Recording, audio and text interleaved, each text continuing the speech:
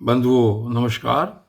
कल की वीडियो में आपने राजा पृथु की वंश परंपरा और प्रचेताओं को जो भगवान रुद्र ने उपदेश दिया था वो सुना।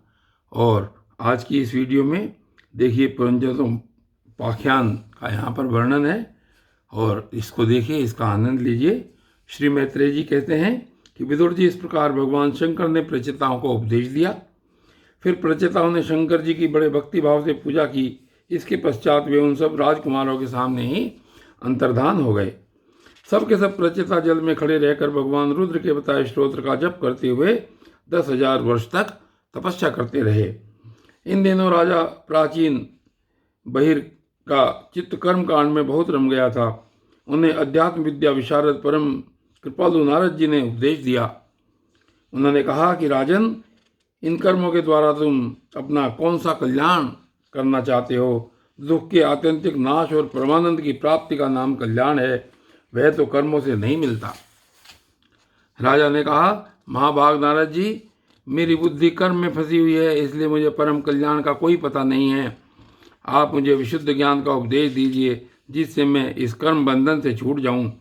जो पुरुष कपट धर्म में गृहस्थाश्रम में ही रहता हुआ पुत्र, स्त्री और धन को ही परम पुरुषार्थ मानता है, वह ज्ञानवश संसारण्य में ही भटकता रहने के कारण उस परम कल्याण को प्राप्त नहीं कर सकता। श्री नारद जी ने कहा, देखो देखो राजन, तुमने यज्ञ में निर्दयता पूर्वक जिन हजारों पशुओं की बलि दी है, उन्हें आकाश में देखो। ये सब तुम्हारे द्वारा प्राप्त हुई पीड़ाओं को याद करते हुए बदला लेने के लिए तुम्हारी बाट जो रहे हैं। जब तुम मरकर परलोक में जाओगे, तब ये अत्यंत क्रोध में भरकर तुम्हें अपने लोहे के सींगों से छेदेंगे। अच्छा, इस विषय में मैं तुम्हें एक प्राचीन उपाख्यान सुनाता हूँ। यह राजा पुरंजन का चरित्र है। उसे तुम मुझसे सावधानी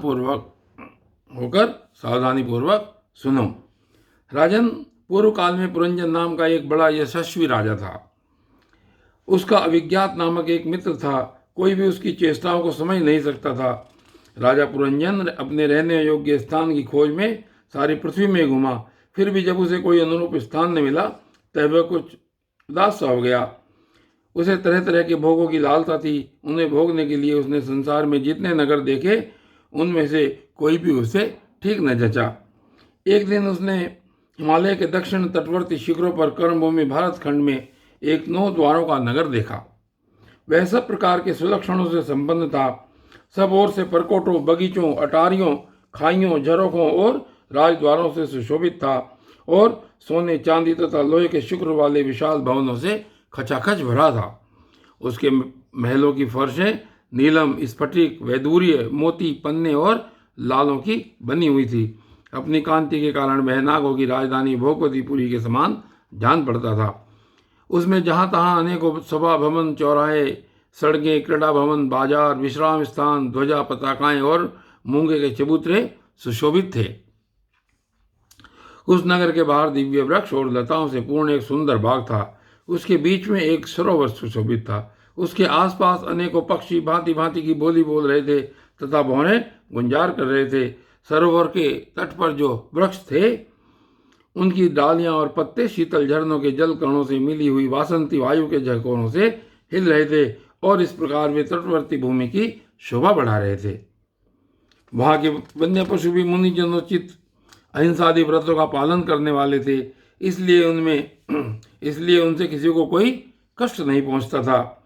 वह बार बार जो कोकिल की कुहू ध्वनि होती थी, वहां पर जो बार बार कुहू कुहू कोकिल की ध्वनि होती थी, उससे मार्ग में चलने वाले बटैयों को ऐसा भ्रम होता था कि मानो वह बगीचा विश्राम करने के लिए उन्हें बुला रहा हो। राजा पुरंजन ने उस अद्भुत वन में घूमते घूमते एक सुंदरी को आते देखा, जो अकस्मात उधर चली आई थी। उसके साथ 10 सेवक थे, जिनमें से प्रत्येक 100 नायिकाओं का पति था। एक 5 फन वाला सांप उसका द्वारपाल था, वही उसकी सब ओर से रक्षा करता था। वह सुंदरी भोली भाली किशोरी थी और विवाह के लिए श्रेष्ठ पुरुष की खोज में थी। उसकी नासिका, दंतपक्ति, कपोल और मुख बहुत सुंदर थे। उसके समान कानों में कुंडल झलमला रहे थे।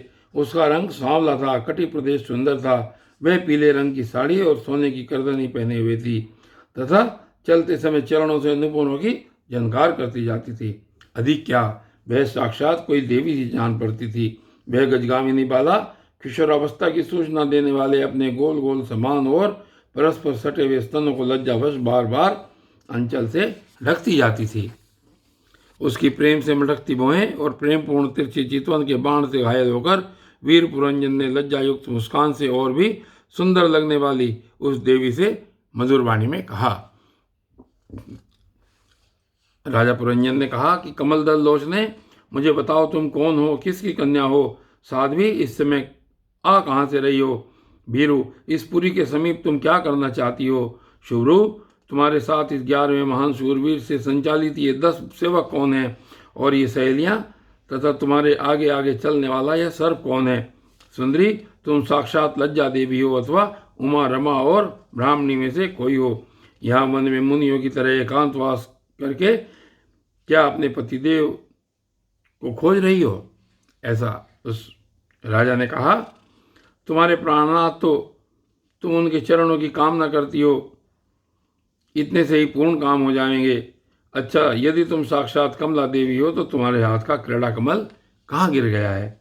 ये सब बातें राजा पुरंजन ने सुंदरी से कही और आगे कहते हैं कि सुभगे, तुम इनमें से तो कोई हो नहीं, क्योंकि तुम्हारे चरण पृथ्वी को का स्पर्श कर रहे हैं। अच्छा, यदि तुम कोई मानवी ही हो तो लक्ष्मी जी जिस प्रकार भगवान विष्णु के साथ वैकुंठ की शोभा बढ़ाती हैं, उसी प्रकार तुम मेरे साथ इस श्रेष्ठ पुरी को अलंकृत करो। देखो, मैं बड़ा ही वीर और पराक्रमी हूँ, परंतु आज तुम्हारे कटाक्षों ने मेरे मन को बेकाबू कर दिया है। तुम्हारी लजीली और रति भाव से भरी मुस्कान के साथ भौं के संकेत पाकर यह शक्तिशाली कामदेव मुझे पीड़ित कर रहा है। इसलिए सुंदरी, अब तुम्हें मुझ पर कृपा करनी चाहिए। सूची स्मृते, सुंदर भौहें और सुगढ़ नेत्रों से सुशोभित तुम्हारा मुखारविंद इन लंबी लंबी काली अलकावलियों से घिरा हुआ है। तुम्हारे मुख से निकले हुए वाक्य बड़े ही मीठे और मन हरने वाले हैं, परंतु वह मुख तो लाज के मारे मेरी ओर होता ही नहीं। जरा ऊंचा करके अपने उस सुंदर मुखड़े का मुझे दर्शन तो कराओ। श्री नारद जी ने कहा, वीरवर, जब राजा पुरंजन ने अधीर से होकर इस प्रकार याचना की, तब उस बाला ने भी हंसते हुए उसका अनुमोदन किया। वह भी राजा को देखकर मोहित हो चुकी थी। वह कहने लगी, नरश्रेष्ठ, हमें अपने उत्पन्न करने वाले का ठीक ठीक पता नहीं है और न हम अपने या किसी दूसरों के नाम या गोत्र को ही जानती हैं। वीरवर, आज हम सब इस पुरी में हैं, इसके सिवा मैं और कुछ नहीं जानती। मुझे इसका भी पता नहीं है कि हमारे रहने के लिए यह पुरी किसने बनाई है। प्रियवर, ये पुरुष मेरे सखा और स्त्रियां मेरी सहेलियां हैं तथा जिस समय मैं सो जाती हूँ यह सर्व जागता हुआ इस पुरी की रक्षा करता रहता है। शत्रुदमन, आप यहाँ पधारे, यह मेरे लिए सौभाग्य की बात है। आपका मंगल हो। आपके विषय भोगों की इच्छा है, उसकी पूर्ति के लिए मैं अपने साथियों सहित सभी प्रकार के भोग प्रस्तुत करती रहूंगी। प्रभु, इस 9 द्वारों वाली पुरी में मेरे प्रस्तुत किए हुए इच्छित भोगों को भोगते हुए आप सैकड़ों वर्षों तक निवास कीजिए। भला आपको छोड़कर मैं और किसके साथ रमण करूंगी?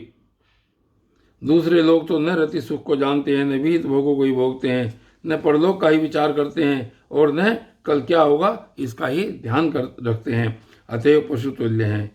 अहो, इस लोक में गृहस्थाश्रम में ही धर्म, अर्थ, काम, संतान सुख, मोक्ष, श्रेयस और स्वर्ग आदि दिव्य लोकों की प्राप्ति हो सकती है।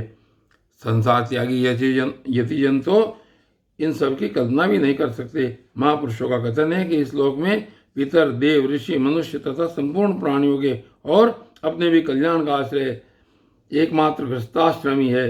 वीर शिरोमणे, लोक में मेरी जैसी कौन स्त्री होगी जो स्वयं प्राप्त हुए आप जैसे सुप्रसिद्ध उदार चित्त और सुंदर पति को वर्ण न करेगी। महाबाहो, इस पृथ्वी पर आपकी सांप जैसी गोलाकार सुकोमल भुजाओं में स्थान पाने के लिए किस कामनी का चित्त न ललचावेगा। आप तो अपनी सुमधुर मुस्कान में करुणापूर्ण दृष्टि से हम जैसी अनाथाओं के मानसिक संताप को शांत करने के लिए ही पृथ्वी में विचर रहे हैं।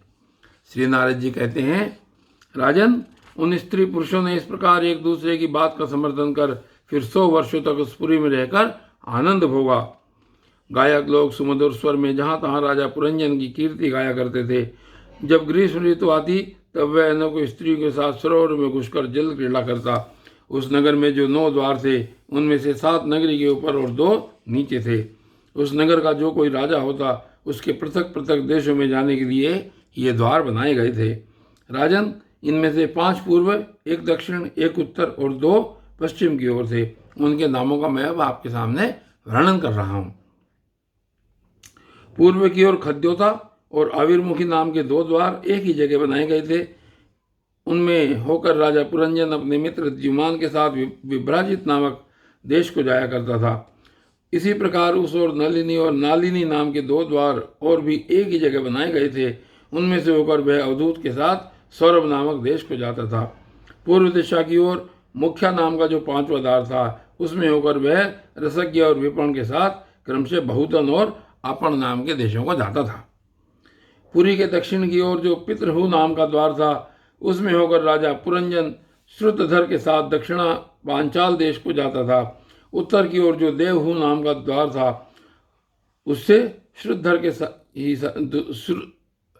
के ही साथ वह उत्तर पांचाल देश को जाता था। पश्चिम दिशा में आसुरी नाम का दरवाजा था, उसमें होकर वह दुर्मद के साथ ग्रामक देश को जाता था। तथा निरिति नाम का जो दूसरा पश्चिम द्वार था, उससे लुब्धक के साथ वह वैशस नाम के देश को जाता था। इस नगर के निवासियों में निर्वाक और पेशस्कृत ये 2 नागरिक अंधे थे। राजा पुरंजन आंख वाले नागरिकों का अधिपति होने पर भी इन्हीं की सहायता से जहाँ तहाँ जाता और सब प्रकार के कार्य करता था। जब कभी अपने प्रधान सेवक विशुचीन के साथ अंतःपुर में जाता, तब उसे स्त्री और पुत्रों के कारण होने वाले मोह, प्रसन्नताएं, हर्ष आदि विकारों का अनुभव होता। उसका चित्त तरह तरह के कर्मों में फंसा हुआ था और काम पर वश होने के कारण वह मूढ़ रमणी के द्वारा ठगा गया था। उसकी रानी जो जो काम करती वही वह भी करने लगता था। जब मद्यपान करती, तब वह भी मदिरा पीता और मद से उन्मत्त हो जाता था। जब वह भोजन करती, तब आप भी भोजन करने लगता, और जब कुछ चबाती, तब आप भी वही वस्तु चबाने लगता। इसी प्रकार कभी उसने गाने पर गाने लगता, रोने पर रोने लगता, हंसने पर हंसने लगता और बोलने पर बोलने लगता। वह दौड़ती तो आप भी दौड़ने लगता, खड़ी होती तो आप भी खड़ा हो जाता, सोती तो आप भी उसी के साथ सो जाता और बैठती तो आप भी बैठ जाता। कभी वह सुनने लगती तो आप भी सुनने लगता, देखती तो देखने लगता, सूंघती तो सूंघने लगता और किसी चीज़ को छूती तो आप भी छूने लगता। कभी उसकी प्रिया शोकाकुल होती तो आप भी अत्यंत दीन के समान व्याकुल हो जाता। जब वह प्रसन्न होती, आप भी प्रसन्न हो जाता और उसके आनंदित होने पर आप भी आनंदित हो जाता था। इस प्रकार राजा पुरंजन अपनी सुंदरी रानी के द्वारा ठगा गया। सारी प्रकृति वर्ग परिकर ही उसको धोखा देने लगा।